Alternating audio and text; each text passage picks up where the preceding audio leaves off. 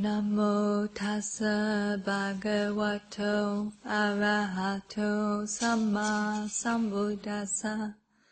Namo tassa bhagavato arahato samma sambuddhassa. Namo tassa bhagavato arahato samma sambuddhassa. Buddhang Dhammang Sanghang Namasami.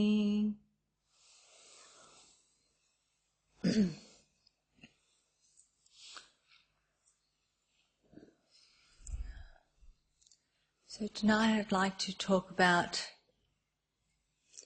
an aspect of practice which I'm calling creating a sacred space.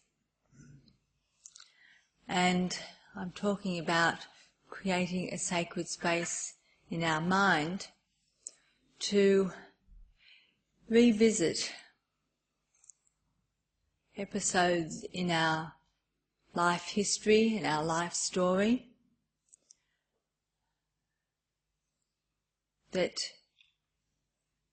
have been significant for us and which very often have a bearing on how we are living life right now. And this came about for two reasons. One is that today is Anzac Day, and this is a very good example of what I'd like to encourage us to do in our practice. And the other was because we recently had the scattering of ashes at the monastery for one of our supporters who has died. And as we were setting up the physical place where those ashes were going to be scattered and setting up some sort of physical symbol of where those ashes were going to be scattered, it was very obvious that we were creating some sort of space that people could come into in which they could remember that person and think about that person, and connecting to that physical place and having that tangible connection to the person is one of the ways which we create space in an outer form. The other way that we create this sort of space for revisiting events or relationships in our life is by having an annual anniversary, a time in that we take a look at something again on maybe an annual basis, but on a regular basis. So New Year or birthdays can also provide us with the opportunity to look anew at something. So Anzac Day is a very good example of this sort of place coming around and being created in time. Every year on the 25th of April we revisit Anzac Day, and we think particularly of those who've died in armed conflict, and we think about our relationship to that. And this is one of the very important aspects of what I'm pointing towards tonight, is that for every event, there is the event and there is our relationship to it. And the way that we relate to Anzac Day, I can say from my own experience, has gone through many changes over the course of my life. When I was a school child, Anzac Day was a day which was spoken about, particularly as a time when Australia first became a nation, when troops first fought under the flag of Australia as a separate force with the New Zealanders. And then later on, it came to be considered that it was an example of how Australian colonial troops had been used perhaps not so well by the English High Command, and it was an example of being taken advantage of, being the troops being used in a particular way that was a flawed engagement from the start, the way that it was planned and what was done with the troops. And then later on, as I grew up and Anzac Day came around, there was a sense of this was just a glorification of war, and it wasn't a good thing. We shouldn't be doing this. We should let memories of war fade away rather than to glorify what had been done in the past. And then later still, throughout, as time passed, there was a sense of separating out what was done by governments and what was done by colonial or powers that be, and really concentrating on the individual soldiers or servicemen and women who'd given their lives or been willing to give their lives, sacrifice themselves for sake of liberty, for keeping this country free from armed invaders. And I think in recent years there has been an emphasis on this much more than on any sort of glorification of war or any sense of looking at it from the vantage point of the powers that were in control. There's much more the emphasis on the individual story. And we can see even this year where this is the first time that the Western Front has been made much of, the Western Front that was fought in the First World War, where many, many more servicemen lost their lives than at Gallipoli. And in the past, Gallipoli has always been the focal point. So over the course of years, there's been a change, a shift in emphasis in the way that we look at Anzac Day and what we do in the commemoration.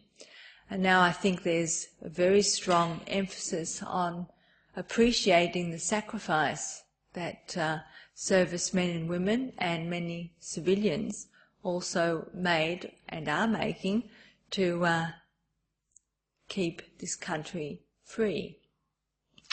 We may be talking about a different kind of freedom that we are talking about in Buddhist practice, where we're emphasizing the freedom of the mind, but nonetheless it's a sacrifice for us to be free.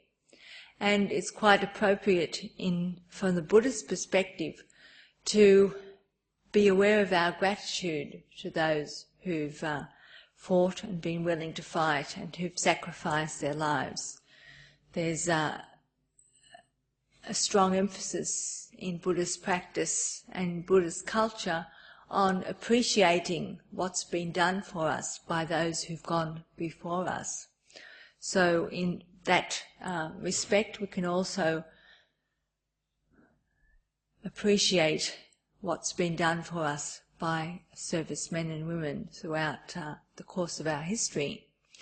But the point is that our relationship to Anzac Day changes according to how events are viewed.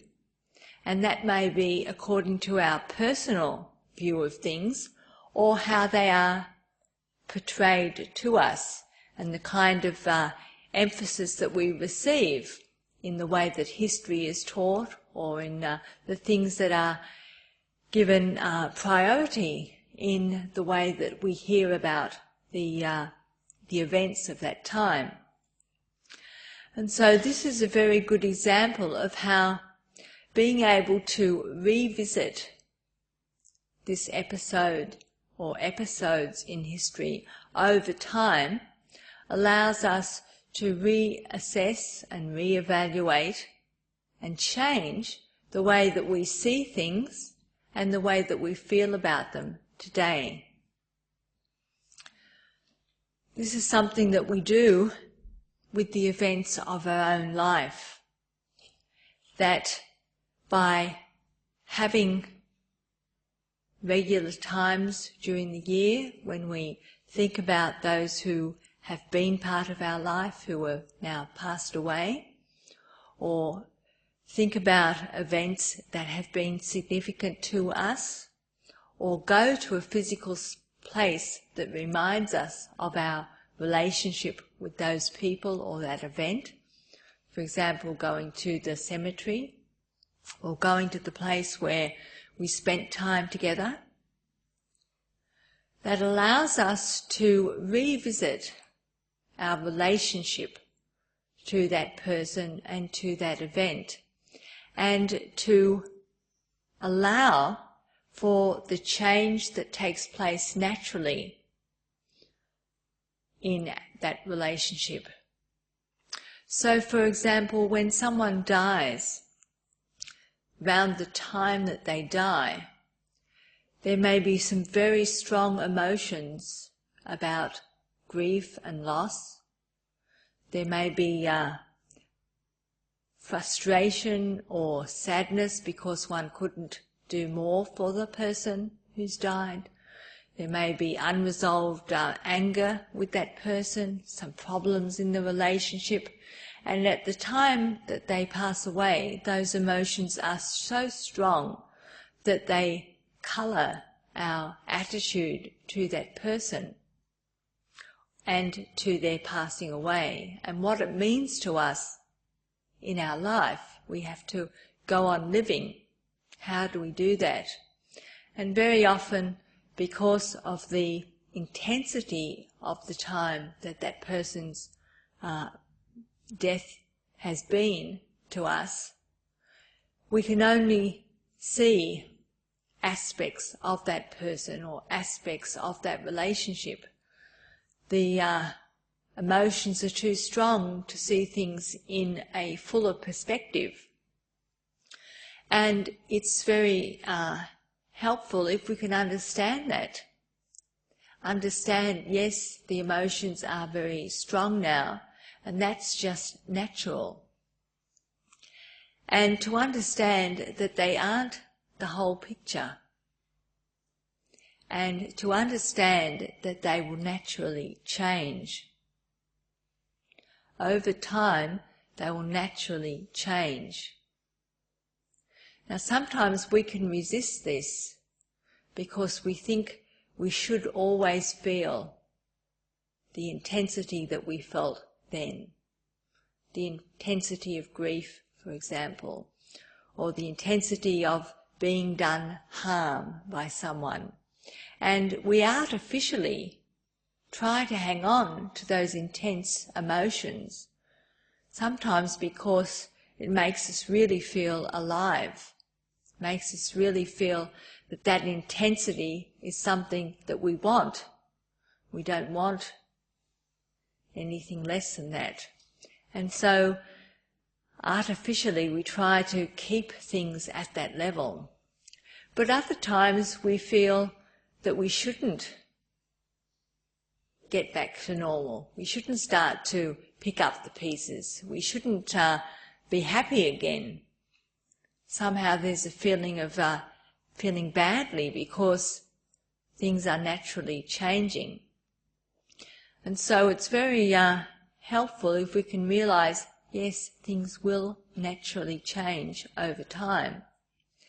And creating this opportunity to go back from time to time to revisit that relationship, to revisit that experience, can give us the opportunity to actually be aware of the changes that have taken place, and to allow them to be there and to incorporate them into the way that we go about dealing with our life now. So having the place to go back to, the memorial place, having the time coming around every year, gives us this sacred space in which to observe our relationship and the changing relationship that we have with this person, this event, this thing in our life.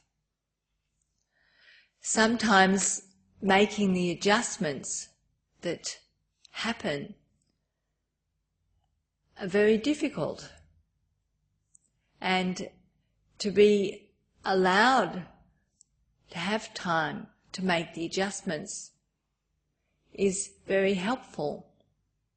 Not to think that everything has to be done in a very short space of time. Get it over and done with, get it out of the way. So, for example, if we've been in a relationship with someone who's died, and that person has played the role always of making the decisions in the relationship, and perhaps even telling us we were incapable of making decisions if we didn't have that person with us, then to get used to being without that person is one thing.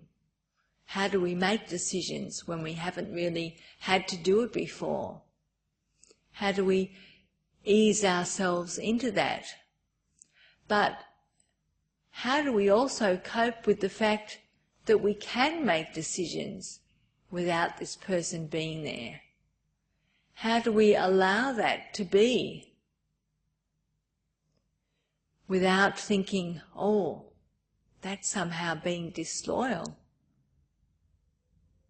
That's not what I've been told. How do I grow into the new situation and be at ease with it?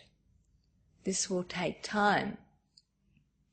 And if we understand that, and if we give ourselves the opportunity to go back and revisit that relationship again over time, then we can start to allow the differences, the changes to take place. We can notice them and we can work with them.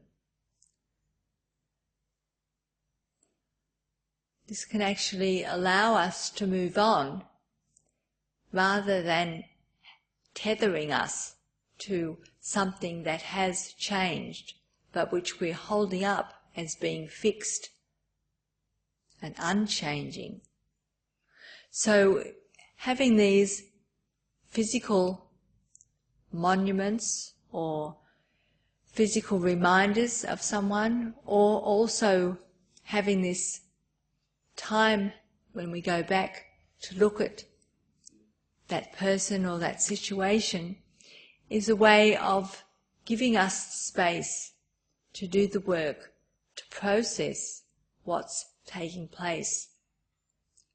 Changes that may be fundamentally new and which have to be worked with over time. Allowing us to go back and see things that we didn't see before. Recently I was talking to someone who was telling me about their perception or feeling about their family life, that it was perfect until something happened in their family which was a tragedy. And when I spoke with that person and we revisited what was the perfect family situation before the tragedy, it was an opportunity to see things in a different perspective. Because part of the sorrow that that person was feeling was the idea that there had been perfection in the past and that something had come along to cause it to change, to lose its perfection. And we can have that idea about things in our life or our life until an event happens, till a person dies or till some big change comes along. And if we don't go back and revisit our original assumptions, we can be trying to build a life around something that was never a reality in the first place. So the idea that there was a perfect family that was never going to change, that's really a fantasy. It's not truth. Because just as children grow up, naturally they change. And as children grow up and change, family dynamics change. So the image that or the teaching that I passed on to this person was a teaching that Ajahn Chah very often gave. And that was, the glass is already broken. This teaching, the very powerful teaching, Ajahn Chah would hold up a glass and he would ask people to say, "What's this that I'm holding up?" And they'd say, "Well, it's a glass." And then he'd say, "Can you see the crack?" And they would look at it and see only a whole glass, nothing wrong with that glass. And he would say, "The crack is already there, you just can't see it. To me, the glass is already broken." And that teaching is to say that everything that comes into existence already has seed of its ending there. Nothing lasts forever. And even if it lasts for a very long time, it doesn't stay without changing, even if the changes that are taking place are so subtle that we can't see them. Those changes are taking place right from the very beginning. So for an enlightened mind, the glass is already broken, and so why get so attached to this glass, knowing that one day it's not going to be there anymore? And so for this person who was clinging to the idea that there had been a perfect family and that perfect family had been torn asunder by this one event, as they heard that teaching, they realized so much of their suffering was coming from a wrong understanding of what they were working with in their life anyway, and trying to have this idea of something fixed and stable that was never going to change was just unrealistic, going against nature. So revisiting that family and that family life is not to deny that it was good, that it was happy, it was a wonderful family situation, but to say that it was perfect and to expect that it was never going to change, well, that's a source of suffering, because it does change. It will change even if nothing drastic happens. That's just the nature of things. And so changing our perspective on things is another part of this creating the space, and I'm calling it the sacred space, to go back and reassess, revisit things which we have fixed in our mind as being a certain way or having been a certain way, or they would have done this for me or would have provided this for me if only that hadn't happened. changing our perspective, at the very least, knows that things will change even if nothing drastic happens. That is just the nature of things. That is just the nature of life. So then how do we change our perspective knowing that things will change?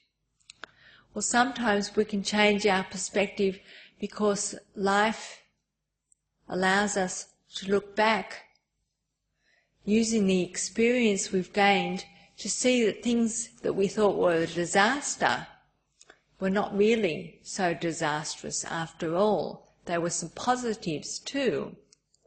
So, for example, someone was telling me the other day that their daughter is so much wiser than they are. And the mother was saying, I don't know how you manage to be so wise and to do things so well.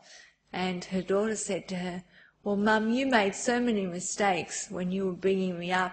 I learnt from those. I learnt not to do them and to do things differently.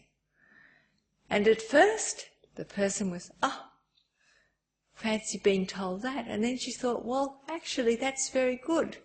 It was very good that, not that I made the mistakes, but that my daughter was able to learn from them and not to repeat them. And the benefit is here now, in the present, because my daughter's much wiser and does things more skillfully.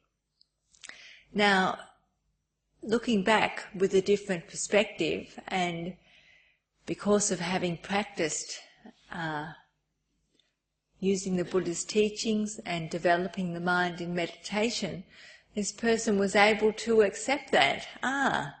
Looking at it differently, I can see the positives in it, rather than just dwelling on the negatives.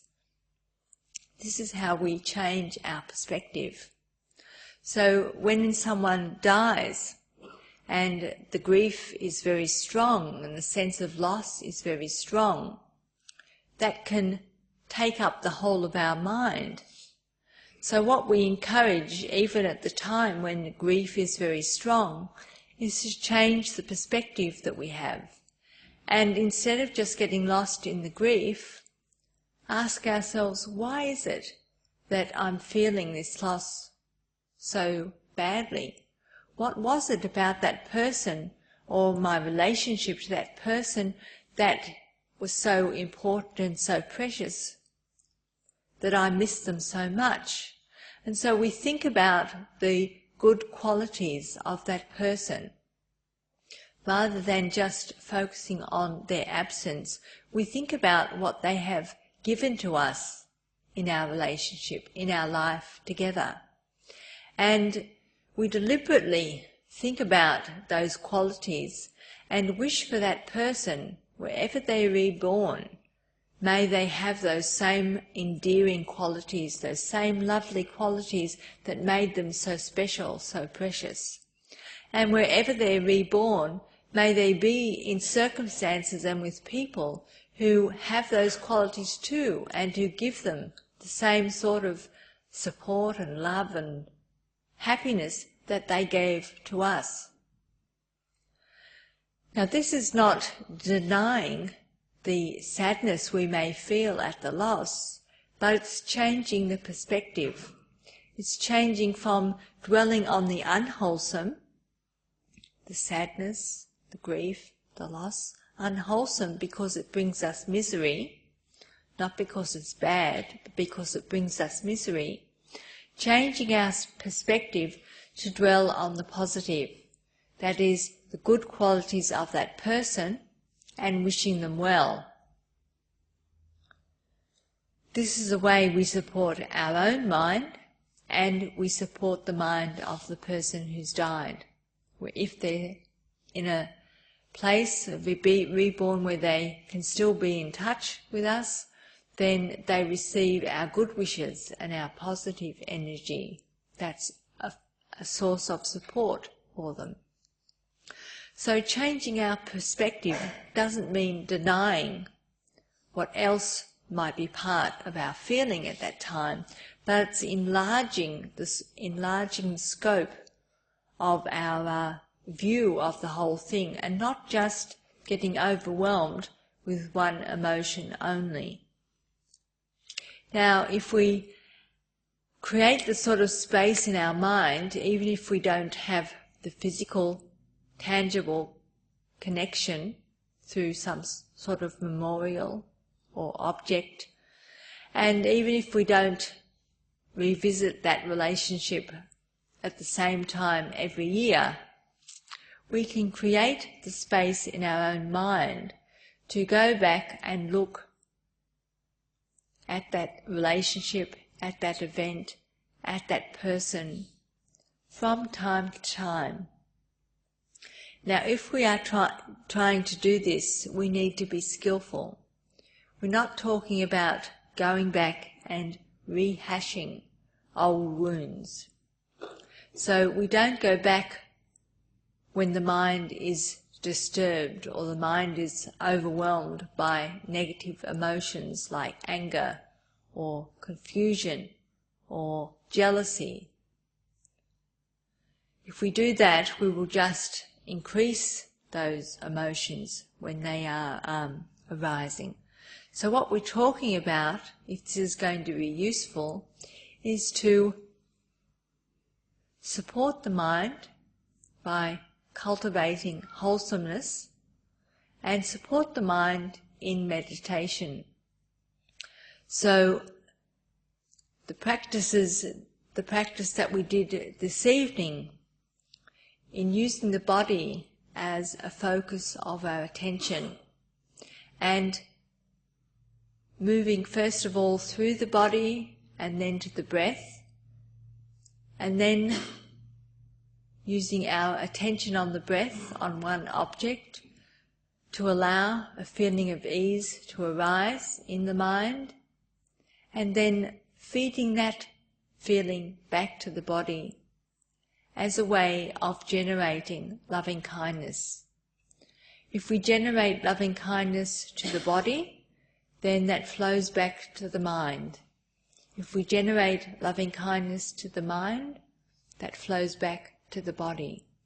So doing this sort of simple practice, stopping, resting, giving ease, narrowing the focus of awareness into one object, one soothing object like the breath, and then feeding that ease back to the body, this is a way of building up the strength of the mind, the peace of the mind, the tranquility of the mind. Then we are developing a platform from which we can go back to revisit these events in our life, or these relationships, the relationship that we have to the events in our life. We need to develop the mind first so that we can get a broader perspective.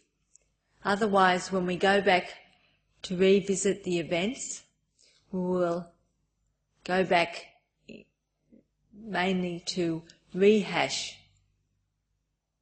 the things that remind us of that event, those circumstances. It'll be very hard to stand back with some detachment and not be overwhelmed by the emotion of it. So we need to strengthen the emotional purity of the mind by doing loving kindness. And then as we develop this loving kindness, we can also move on to develop compassion. Compassion is the sincere wish that we may be free of suffering and that others may be free of suffering, and recognizing that our happiness is so much bound up with the happiness of others. And particularly if we have unresolved anger or ill will towards people or events from the past, we recognize that whatever we hang on to that ill will and anger, we are harming ourselves first of all. And so going back to revisit something can be an indication to us that we need to do some work for the benefit of ourself first of all. And so we use loving kindness as the platform, and we then move on to developing compassion.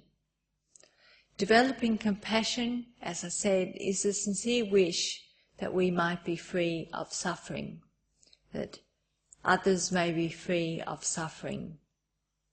So when we recognize there's unfinished business, then we work to allow that, to recognize that there is this unfinished business and see what we can do about it. Sometimes we can change our attitude, we can change our perspective, and sometimes we've now come to a point where we can actually do something practical to ease that situation that we couldn't do before. Because time has passed, because the emotions are not so raw anymore. Perhaps we see things slightly differently than we did at the time that they took place. Perhaps we can now see something that we could do to ease that relationship, or at least ease our relationship with that event that we couldn't see before because our emotions were too disturbed, too intense. So sometimes when we try to change our perspective and when we generate loving kindness and compassion without even deliberately trying to find some way to work with that situation, some sort of thing to be done to ease just arises obviously in the mind. So sometimes when we revisit a hurt or a disappointment or a resentment, it's just enough to see it in a different perspective. But sometimes it's very useful to go and speak to the person that was involved in that and perhaps apologize, or perhaps ask to hear their side of the story, or perhaps just to forgive them for whatever happened at that time. Sometimes it may be something that's so painful that we're still not able to forgive, still not ready to forgive, but at least we start to develop the understanding that whatever we harbour, anger and resentment, that is not for our well-being. And so it's worth continuing to work on the situation, continuing to work on our relationship to the situation, worthwhile revisiting it from time to time and seeing what changes have taken place naturally in our attitude and what changes we can bring into our mind so that we can no longer be so pushed around by our relationship to that thing. This is a practice which takes place over the whole of our life. There'll be episodes or events in our life which we may still be processing after many years. And that's the last thing I'd like to say, is that it's very important that we feel able to work at our own pace, not to compare ourselves with others and think that we should be able to get through this because other people have, or get through faster, or we shouldn't say to people, you should get over this. Each of us will have to work at things at our own pace. But if we are open to continuing to work at things, then that's the way that we're going to be able to process them and come to terms with them for our own well-being and also for the well-being of those with whom we share our life. So may this teaching be of benefit to all of you, and may the merit of this teaching help us all to attain Nibbana.